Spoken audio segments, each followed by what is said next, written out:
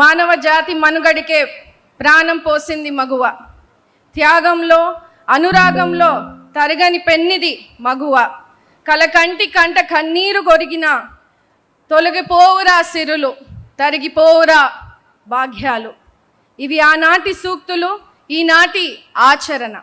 ఈసారి ఈ మహానాడు స్త్రీ శక్తి నినాదంతో మహిళా సాధికారతకు మరింత బలం చేకూర్చే దిశగా నిర్ణయించడం చాలా చాలా సంతోషంగా ఉంది. మహిళలను ఓటు బ్యాంకుగా కాదు, సమాజానికి శక్తిగా చూపించిన ఏకైక పార్టీ మన తెలుగుదేశం పార్టీ. ఆడబిడ్డలకు గౌరవం, మహిళలకు హక్కులు, సమాజంలో సమాన స్థానం కల్పించాలనే ఆలోచనలకు కూడా పునాది వేసిన మహానేత మన స్వర్గీయ శ్రీ అన్న నందమూరి తారక రామారావు గారని తెలియజేస్తున్నాను. 4 దశాబ్దాల క్రితమే మహిళల అభ్యున్నతి గురించి ఆలోచించిన దూరదృష్టి గల నాయకులు మన అన్న ఎన్టీఆర్ గారు. మహిళల గౌరవాన్ని ఇంటి గుమ్మం దాటించి సమాజ శిఖరాలపైకి నిలబెట్టిన చరిత్ర మన అన్న ఎన్టీఆర్ గారిది. మహిళల ఉన్నత విద్యల కోసం పద్మావతి మహిళా విశ్వవిద్యాలయాన్ని స్థాపించి ఆడబిడ్డలకు చదువు అంటే ఒక అవకాశమే కాదు, ఒక హక్కు అని తెలిపారు. 1986లో ఆడబిడ్డలకు ఆస్తిలో సమాన హక్కును ఇచ్చి అమ్మాయి అంటే భారం కాదు, వారసత్వం అని నిరూపించినటువంటి వ్యక్తి. మహిళలకు ఆస్తిపై హక్కు అంటే కేవలం ఆస్తి కాదు, అది ఆమె గౌరవం, భద్రత, భవిష్యత్తుకు భరోసా. మహిళలను సమాన హక్కులతో ముందుకు తీసుకెళ్లిన గొప్ప ఆలోచన ఇది. ఆనాడు అన్న ఎన్టీఆర్ గారు స్థానిక సంస్థలో 9% మహిళలకు రిజర్వేషన్లు కల్పించి మహిళా నాయకత్వానికి కొత్త జారి చూపించారు. ఈనాడు ఆయన ఆశయాలను అనుగుణంగా నారా చంద్రబాబు నాయుడు గారు 33% రిజర్వేషన్లు కల్పించి మహిళలను నాయకత్వ స్థాయికి తీసుకువచ్చారని కూడా తెలియజేస్తా ఉన్నాను. జాతీయ స్థాయిలో కూడా మహిళా రిజర్వేషన్ బిల్లుకు తెలుగుదేశం పార్టీ నిరంతరం మద్దతు ప్రకటిస్తూ వచ్చింది.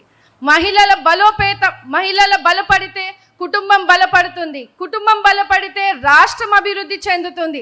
అందుకే మహిళల ఆరోగ్యం, విద్య, ఉపాధి, భద్రత కోసం ప్రభుత్వం అనేక సంక్షేమ కార్యక్రమాలు అమలు చేస్తోంది.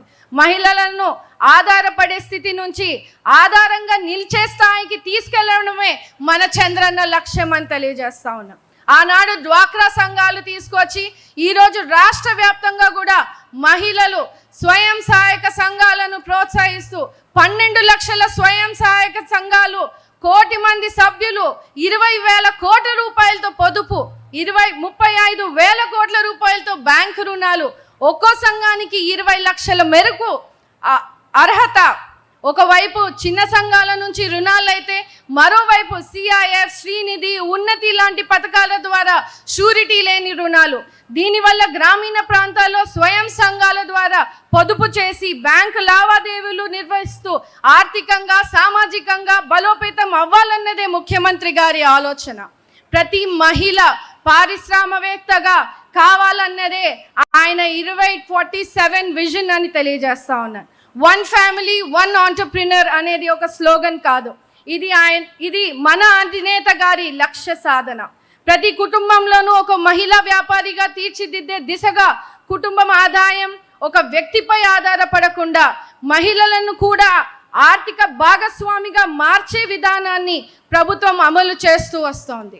దీనికోసం వ్యాపార నైపుణ్యాభివృద్ధి, మార్కెటింగ్ సపోర్ట్, డిజిటల్ లావాదేవీలపై అవగాహన, అలాగే ఎంఎస్ఎంఈలకు 35% రిజర్వేషన్లు అమలు చేయడమే కాకుండా గ్రామీణ ప్రాంతాల్లో మహిళలు చిన్న వ్యాపారాల వద్దనే ఆగిపోకుండా మధ్యతరగతి, పెద్ద స్థాయి పారిశ్రామికవేత్తలుగా ఎదిగేలా అవకాశాలు చూపిస్తున్నారు మన చంద్రన్న.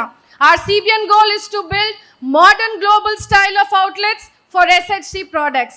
మనందరికీ తెలుసు, ఆడపడుచుల చేతికి లక్షల పెట్టుబడులు ఇచ్చింది మన చంద్రన్న అయితే ఆడపడుచుల చేతికి సంఖ్యలు వేసింది జగన్మోహన్ రెడ్డి అని తెలియజేస్తున్నాను. దీపం 2 పథకం ద్వారా మహిళలకు వంటింటి కష్టాలు తీర్చినటువంటి నాయకుడు మన చంద్రన్న. అమ్మఒడి అని చెప్పి ఒక బిడ్డకే పరిమితం చేసి అమ్మలకు కడుపు కోతను మిగిల్చింది జగన్ రెడ్డి అయితే, తల్లికి వందనం పేరిట ఇంట్లో ఎంతమంది పిల్లలు ఉంటే అంతమందికి డబ్బులు వేసి పిల్లలకు విద్యకు అండగా నిలుస్తుంది మన లోకేష్ అన్న.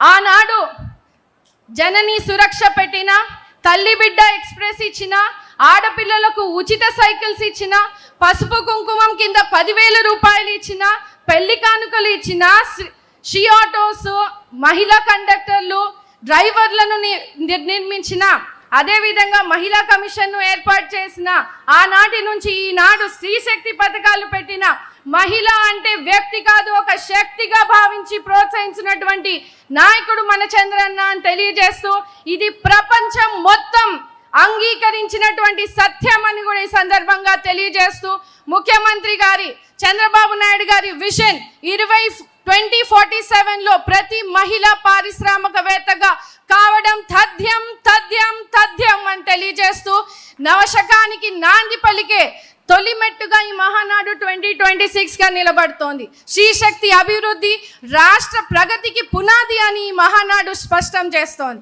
ఈ తీర్మానాన్ని బలపరిచేందుకు నాకు ఇంతటి గొప్ప అవకాశాన్ని ఇచ్చినటువంటి చంద్రబాబు నాయుడు గారికి, మన అన్న లోకేష్ గారికి, పెద్దలకు, సింగనమల నియోజకవర్గ ప్రజలకు, మహిళా లోకానికి కూడా పాదాభివందనాలు చేస్తా ఉన్నాను. ధన్యవాదాలు.